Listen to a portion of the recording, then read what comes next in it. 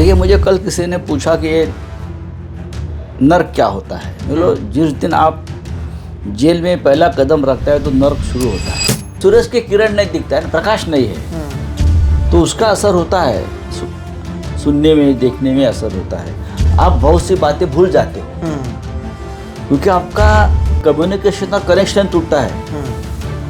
मैं आपका नाम ही भूल जाता हूँ, याद करता हूँ, अरे वो लड़का कौन था वो जो मेरे पास। एक व्यक्ति जो मुझे 10 दिन मिलती थी, उसका नाम मैं 2 महीने तक भूल गया। अंदर जो बैठे हैं ना, सब जेल यूनिवर्सिटी के बैरिस्टर हैं। आप उनसे बात करो 2 मिनट, उनको पूरा पता होता है कौन सा सेक्शन में क्या चल रहा है, क्या नया क्या अमेंडमेंट हो रहा है अपने केस में। हाँ, अब जस्टिस ललित के पास हमारा अमेंडमेंट का केस गया है, वो सब पता होता है और सबको मालूम है। मैंने तो ऑफिसर को बोला, ये ऐसी गंदे काम आप मत करिए। झूठे कागज पर बच्चों का सिग्नेचर लेकर आप एविडेंस बना रहे हो, ये गलत है। जिस दिन एकनाथ शिंदे पार्टी छोड़कर चले गए, 2 दिन पहले यहाँ ही बैठे थे मेरे साथ और मुझे ये ऑफर दे रहे थे बार बार, यहाँ क्या रखा है, यहाँ क्या रखा है, आप चलो, आप जैसा नेता हमारे साथ रहेगा तो हम 25 साल राज करेंगे।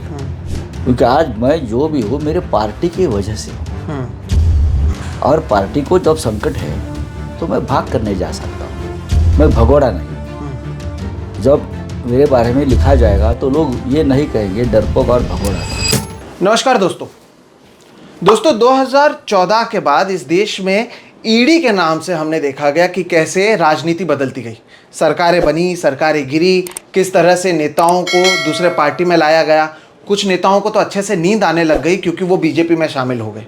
इस सब के बीच में हमने देखा, अगर महाराष्ट्र की बात करें तो उद्धव ठाकरे की सरकार को गिराया गया और इस सरकार में एक अहम आदमी जो इस पूरे सरकार के गठबंधन को महाविकास आघाड़ी बनाने के जो आर्किटेक्ट थे, संजय राउत, उन्हें जैसे ही नया सरकार आई उन्हें जेल में डाला गया।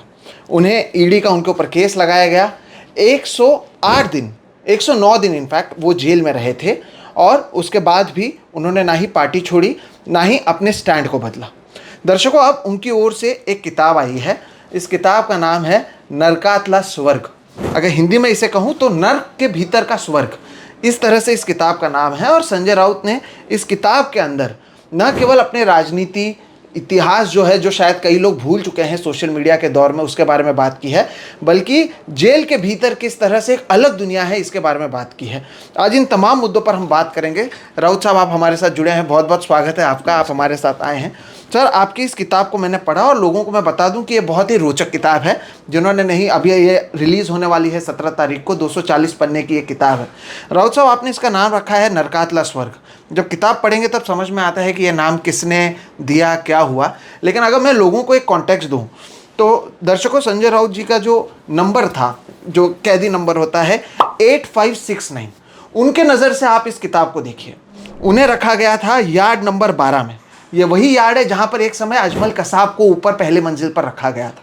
वहाँ पर सूर्य की एक किरण नहीं आती थी। आप सोचिए, रात को फ्लड लाइट्स के अंदर आपको सोना पड़ता था। एक लोगों में, राउत साहब, एक तरीके से एक ऐसा रहता है कि नेता हैं तो बहुत वीआईपी ट्रीटमेंट मिलती होगी, लेकिन इसमें जिस तरह से चीज़ें आई हैं, खाने से लेकर तमाम चीज़ों पर, एक जगह पर आपने तो ये भी जिक्र किया है कि रात का डिनर आपको हल्दीराम का भेल खाना पड़ा था। हाँ। इस तरह से बातें कही है। तो ये तो नर्क की बातें हैं और आपने नाम रखा है नरकातला स्वर्ग, यानी नर्क के भीतर का स्वर्ग। ऐसा क्यों? देखिए, मुझे कल किसी ने पूछा कि ये नर्क क्या होता है। बोलो, जिस दिन आप जेल में पहला कदम रखता है तो नर्क शुरू होता है। एक छोटा दरवाजे से जब अंदर जाते हैं और बंद होते हैं तो आपकी पूरा जो दुनिया है उससे पूरा संपर्क टूट जाता है। लगता है कि अब बाहर मेरा कोई नहीं है और ये दुनिया अलग है। सिर्फ बड़ी बड़ी दीवारें हैं पत्थर की, वही आपको दिखती है और कुछ नहीं दिखता है। तो वहाँ से नर्क की यात्रा शुरू होती है। फिर अंदर रहना है, कहाँ रहना है, क्या रहना है, वो जेलर तय करेगा आपको।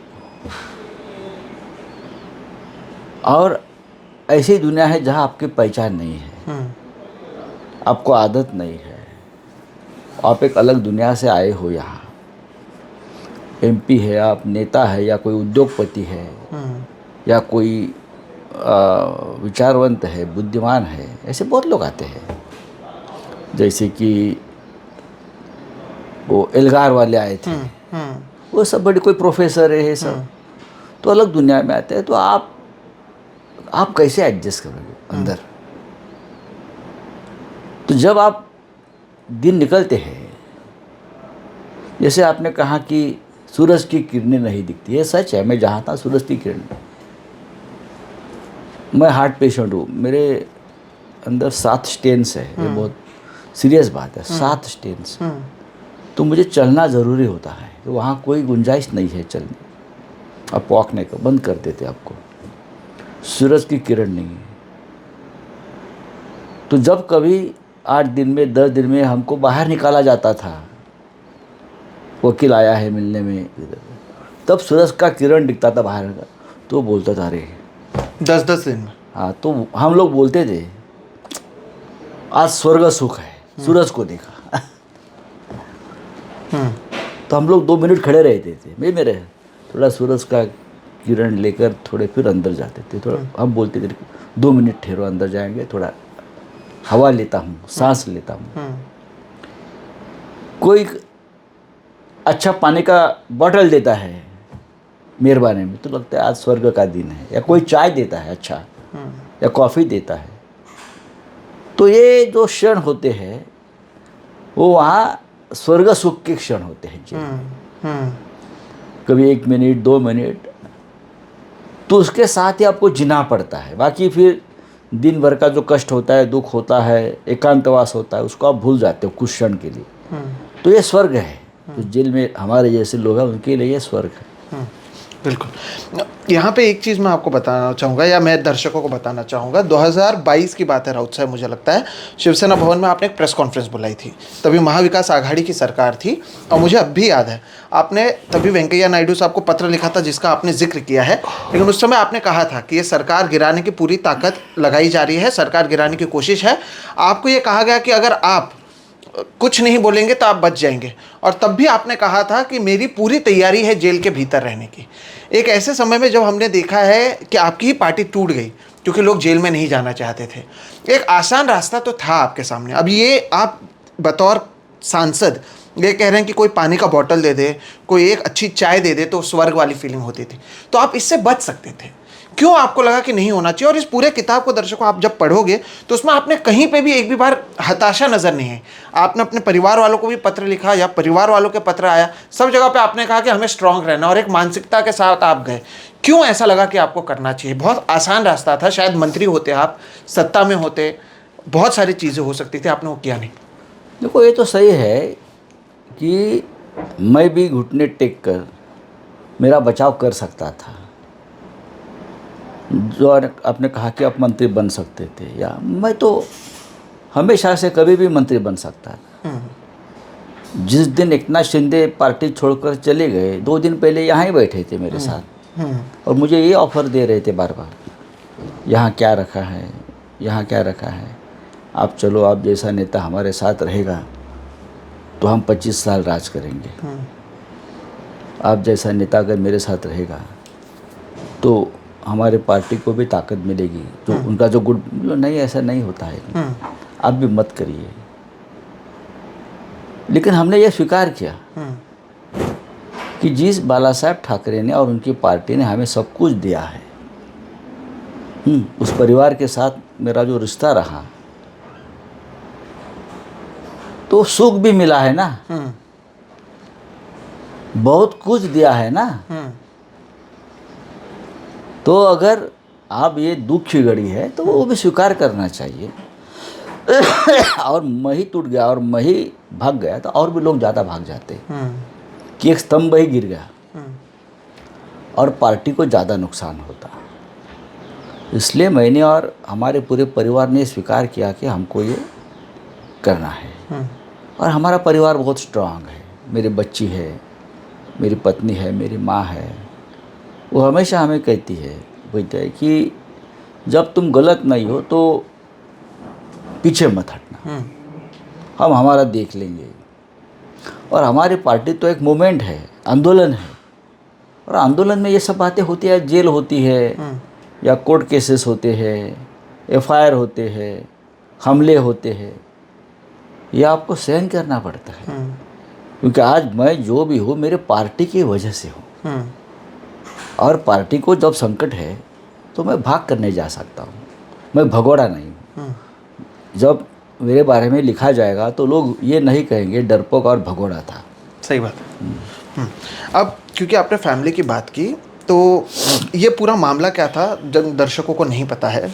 पतराचौल नामक एक जगह है जिससे संबंध आपका जोड़ा गया और आपको भेजा गया, और इस पूरे किताब में आपने कहा भी है बार बार, और ये बहुत लोगों को पता भी है कि आपका उससे कोई लेना देना नहीं था, और कोर्ट में ये बात कहीं ना कहीं साबित भी हुई कि कोई भी प्रूफ आपके खिलाफ मिला नहीं।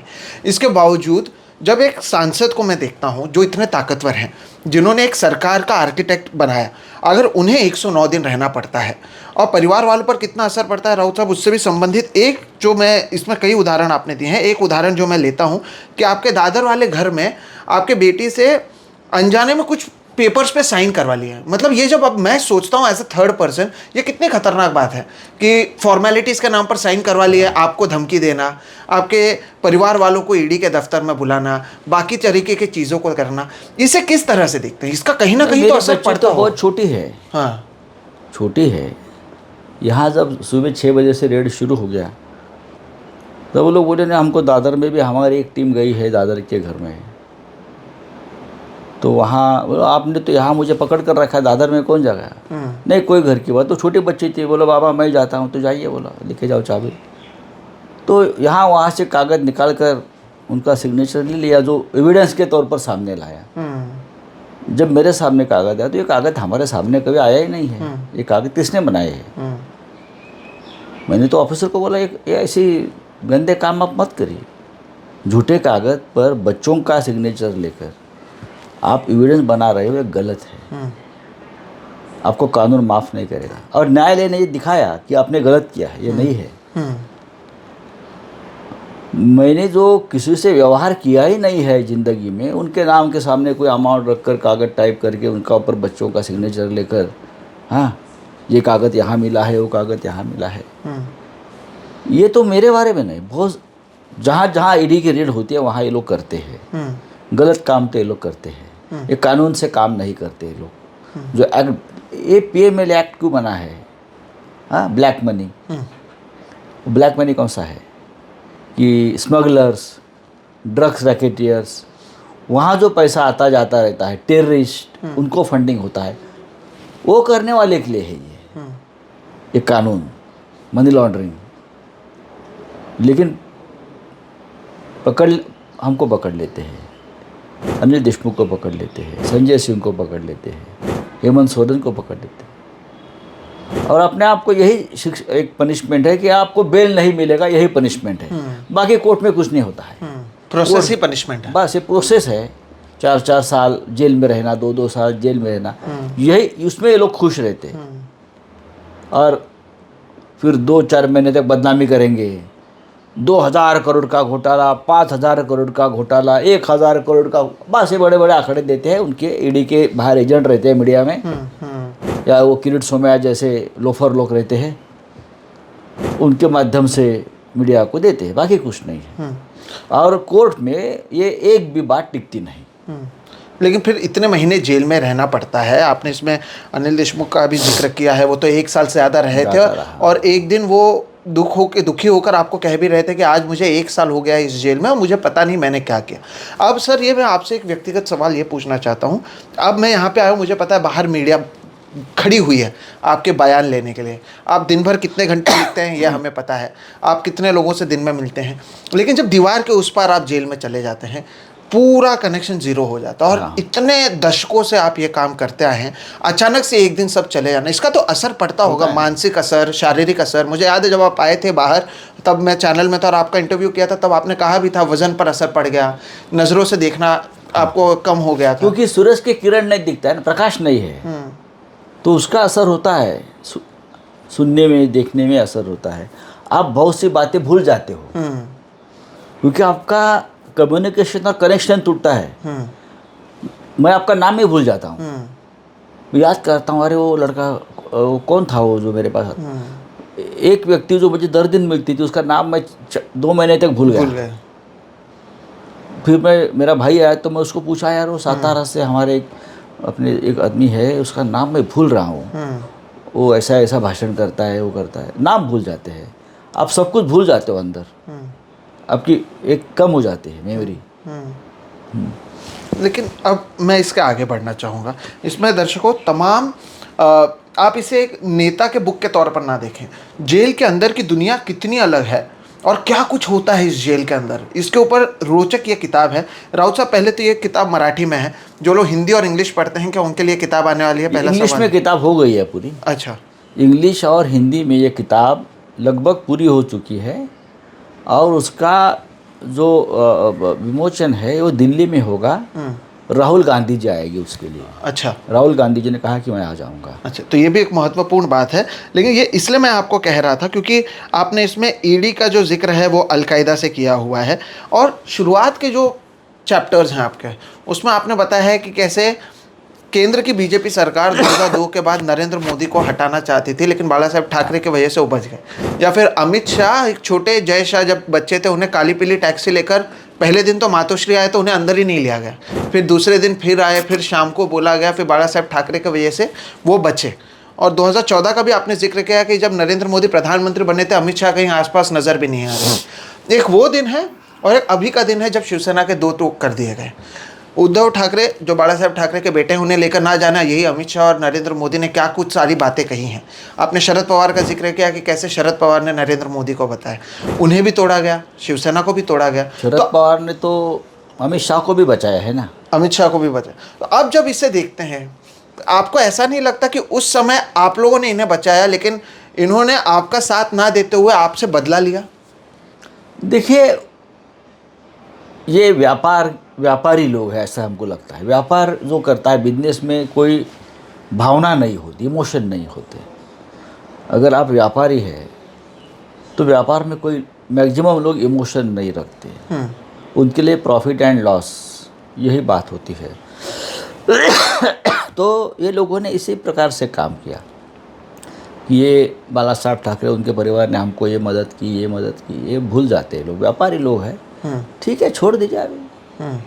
ये बहुत सी बातें ऐसी, और भी बातें हैं, लेकिन हम कभी अब तक लिखे नहीं है, क्योंकि जब मैंने इतने बड़े नेता के साथ काम किया है तो बहुत सी बातें सीक्रेट होती हैं। विश्वास होता है जब उनके साथ मेरा रिश्ता है और हर मिशन में उनके साथ मैं रहा हूँ, ऐसे ही तो ऐसी बात लिखना बोलना ठीक नहीं है। एक नैतिकता होती है, उसका पालन हमने हमेशा किया। इसलिए मैं ऐसे बहुत से और भी बातें हैं, मैं कभी ना बोलूँगा ना लिखूँगा, लेकिन मैं एक रेफरेंस दिया कि ये लोग कैसे हैं। और बहुत रोचक है वो। जेल के अंदर की मैं 1-2 सवाल आपसे करना चाहता था। ये जो किताब लिखने के लिए भी आपको पैड वहाँ पर चुरा कर या चोरी छुपे लाना पड़ता था, जो उधर के कुछ अधिकारी देते थे। कब आपको लगा कि नहीं, इस पर लिखा जाना चाहिए जेल के अंदर? वो पैड के बारे में भी अगर आप लोगों को बताएं, बहुत इंटरेस्टिंग बात है। और दर्शकों, ये देखिए, ये कौन कह रहे हैं? एक सांसद, राज्यसभा के सांसद, जिनके लिए शरद पवार नरेंद्र मोदी से बात करने गए थे जब इनके ऊपर कार्रवाई हो रही थी, जिनके लिए लोकसभा और राज्यसभा में तमाम तरीके के सवाल उठाए गए थे जब इनको अरेस्ट किया जा रहा था। यहाँ पर जहाँ पर हम इंटरव्यू कर रहे हैं, इसके बाहर इतनी भीड़ थी, क्योंकि उस समय हम यहाँ पर मौजूद थे। दिन भर केवल ये खबरें चल रही थी। लेकिन एक सांसद जब जेल के भीतर जाता है, उन्हें लिखने के लिए पैड नहीं मिले, या वो छुप कर लाना पड़े। आप सोचिए इसकी गंभीरता क्या है। एक सांसद को अगर रात को हल्दीराम भेल खाना पड़ता है एज डिनर, क्योंकि जो खाना आया है वो सुबह से धूप में, गर्मी में सड़ जाता है या ख़राब हो जाता है, और उसको वहाँ पर रखने के लिए जगह नहीं होती। राउत साहब, इन तमाम चीज़ों पर मैं चाहता था कि आप बात करें। ये बात ऐसी है कि जब अंदर जाता है तो सबसे पहले आपकी झड़ती होती है बहुत बुरी तरह से। ये जो पेन है, जो मेरा हमेशा मेरा आत्मा है, एडिटर हूँ मैं, पत्रकार हूँ, लेखक हूँ, सबसे पहले पेन ही निकाल दिया जाता है। ये आप अंदर नहीं लेके जा सकते। मैं बोले क्यों? पेन का क्या? नहीं, ये हथियार है, वो पूरा उसका शार्पनेस होता है ना पेन का, उससे आप किसी के ऊपर हमला कर सकते हो। तो जेल मैनुअल में ये नहीं है कि कोई भी शार्पनेस वाली चीज़ या टोकदार चीज़ नहीं। तो पेन ही गया तो मैं वहाँ डिस्टर्ब हो गया, अरे मेरे पास अब पेन भी नहीं है। तो अंदर गया तो बोला अब करूँ क्या, मैं तो लिखने वाला आदमी, कुछ ना कुछ तो मुझे दर्द लिखने की आदत है। तो कागज़ तो ऐसे वैसे हमें मिल गया अंदर से, वो स्टोर में कागज़ हो रहता है, नोटबुक हो गया, तो एक पेन का भी बंदोबस्त हो गया, किसी ने कर दिया, बोला ये स्वर्ग है। पेन मिलना स्वर्ग का हिस्सा पेन मिला तो स्वर्ग है। हाँ। लेकिन मैं ज़मीन पर बैठकर लिखना लगा तो आदत नहीं है, ऐसा नीचे बैठना है और लिखना। तो मेरे साथ जो एक कुंदन शिंदे था बेचारा, उनको भी खाली पुकर अरेस्ट किया था अनिल देशमुख के साथ, अच्छा लड़का था वो। उसने देखा मेरा ये सब, वो एक दिन दूसरे दिन वो स्टोर में गया और सब पुट्ठा रहता है ना, वो खोखा खोखा खोखा जमा करके उसने वो बांध कर वो एक पैड बना दिया और लेके आया। और क्या है कुंदन, ये आपको लिखने के लिए काम आ जाएगा। तो मैंने वो ऐसा ऊपर लग कर लिखना शुरू किया और उसका वो आखिर तक मेरे पास, मैंने लाया है वो मेरी वो याद में, मैंने रखा है घर, मेरे बच्चों ने रखा है वो। हाँ। तो ये स्वर्ग है राउत साहब। आखिरी एक दो सवाल जो आपसे मैं पूछना चाहूँगा। आपने इसमें कई सारी चीज़ों का जिक्र किया है और उसमें एक जिक्र मीडिया का है। मीडिया के बारे में बाहर भी आप हर रोज़ बात करते हैं मीडिया से, मीडिया के तमाम लोग आपको महीनों से नहीं, सालों से नहीं, दशकों से जानते हैं। लेकिन आपने कहा कि जब आप जेल में थे और आप अखबार पढ़ रहे थे, अधिकांश जो मीडिया था वो एक तरफा केवल ईडी का बयान लेता था, आपके पक्ष में नहीं लिखा करता था। इसे जब आप देखते हैं तब आप इसे किस तरह से अब देखते हैं? पहले भी आप मीडिया से बात करते थे? मैं, मीडिया तो प्रेशर में ही है। मीडिया दबाव में है। जो व्यक्ति आपके साथ हमेशा बैठता है, आपसे बात करता है, वो भी एक संपादक है, पत्रकार है, उसकी बात तो सुनो। और जिस तरह से देश में चल रहा है उसका जो एक षड्यंत्र में, मैं भी एक उसमें ही मर गया ना। सही बात है। तो मीडिया दूसरी बाजू नहीं देखती। बड़े बड़े अखबारों में एक ही साइड, संजय राउत ने घोटाला किया। संजय राउत ने ज़िंदगी में कभी 1 रुपया का घोटाला, क्या करना है मुझे? मैं तो हमेशा बोलता हूँ, बाला साहब ठाकरे जी ने दिया हुआ सब कुछ हमारे पास है। आज यहाँ जो बैठा हूँ वो उनकी वजह से ही बैठा हूँ मैं। 2 वक्त की हमारी फैमिली जो रोटी खाती है या गाड़ी में घूमता हूँ, ये सब बाला साहब की देन है। नहीं तो हम तो क्या थे, हमको एडिटर बनाया एट द एज ऑफ 28 सामना का, और हमको प्रतिष्ठा दी। तो आपको सोचना चाहिए, जो व्यक्ति दर दिन हमारे साथ बैठती है वो क्या है असल में, जो नहीं देखते हैं। जो ईडी की तरफ से जो आती है प्लांटेड स्टोरीज बड़ी बड़ी, वही आती है। तो हमारी बात तो बाद में कोर्ट ने तो सबको फटकार लगाया, फेंक दिया पूरा वो। मेरी पहली केस है, ईडी कोर्ट, पीएमएलए कोर्ट ने हमको बेल दिया और ईडी को ही आरोपी बनाया। ये बहुत बड़ी बात है। आपने एक और चीज़ जो मैंने सर कांस्टेंट देखा है, मेरा आखिरी 2 सवाल है और ये एक सवाल है। आपने बार बार 2-3 चीज़ें कही। आपने अपने बच्चों को पत्र लिखा, वो बहुत अच्छे पत्र हैं। संजय राउत को हम बतौर नेता जानते हैं, बतौर संपादक जानते हैं, पत्रकार जानते हैं, बतौर पिता वो कैसे हैं, अगर आप वो पत्र पढ़ेंगे तो बहुत अच्छे से कई सारे चीज़ें दर्शकों उसमें समझ में आएगी। और एक चीज़ जो बार बार आपने कही है, ये दिन भी निकल जाएंगे। हाँ। और उधर अधिकारियों से भी आपने कहा कि याद रखना, सत्ता किसी एक की नहीं होती है। ये एक चीज़ था जो आप अंदर लेकर गए थे कि दिन काटने हैं, एक मेंटली प्रिपेयर होना पड़ता है आदमी को। और ये ऐसी चीज़ें जो हम समझ नहीं पाते हैं, हम सुनते हैं, हम देखते हैं, लेकिन वो आपने देखा और वहाँ पर भी आपने अपने बच्चों को भी कहा ये दिन है, निकल जाएंगे, चिंता मत करो। और अंदर भी आपने अधिकारियों को कहा कि समय सबके लिए एक जैसा नहीं होता है। तो ये कितना महत्वपूर्ण एक लाइन था जो आपके लिए इन समय में था। देखिए, आप जो अंदर जाते हो आपको लगता है मैंने गलत नहीं किया है, तो आपको अपने आप को एक विश्वास देना पड़ता है कि मैं यहाँ से निकल जाऊँगा, ये टेम्पररी फेस है, निकल जाऊँगा मैं। ये जब आपका कॉन्फिडेंस आपने लिया है तो आप अंदर आप रह सकते हो। वहाँ अंदर अधिकारी होते हैं, उनके हाथ बंधे होते हैं, प्यार से पेश आते हैं। तो उसमें से बहुत से लोगों का मैं अंदर बैठकर कुछ ना कुछ काम कर रहा था। किसी को बच्चों का एडमिशन है, किसी का क्या है, किसी को नौकरी लगाना है। वो बेचारे लोग हैं। मुझे याद है 4 या 5 लोगों का, बच्चों का मैंने मेडिकल का एडमिशन करवाया अंदर से। इतने खुश रहते हैं वो बेचारे, उनका कौन करेगा। हाँ, वो 10 दिन बोलते थे साहब आप जल्दी बाहर जाइए, हमको अच्छा नहीं लगता है आप यहाँ बैठे हैं। ये प्यार है, ये रिस्पेक्ट है। आप सर आप जल्दी बाहर जाइए, हमको अच्छा नहीं लगता आप यहाँ बैठे हो। तो वहाँ बैठकर भी एक तरह से हम लोग सोशल वर्क करते रहते हैं। उसका फ़ायदा भी होता है अंदर। आपका दिन निकल जाता है उनसे बातें करना, उनकी समस्या सुन लेना, ये करना वो करना, तो दिन तो निकल जाते हैं, थोड़े दिन रहते हैं। जो मैंने जब अंदर गया तो सब हमारे जो अब जिनके नाम है वो थे अंदर निराश। बोले निराश क्या होना है, लड़ना है हमको, बाहर तो जाना है ना, यहाँ से हमारी अर्थी तो नहीं जाने वाली है ना। ये थोड़ी सरकार रहने वाली है, सरकार भी चले जाएगी और हम भी बाहर चले जाएंगे, ये कॉन्फिडेंस हम अंदर देते रहे सबको।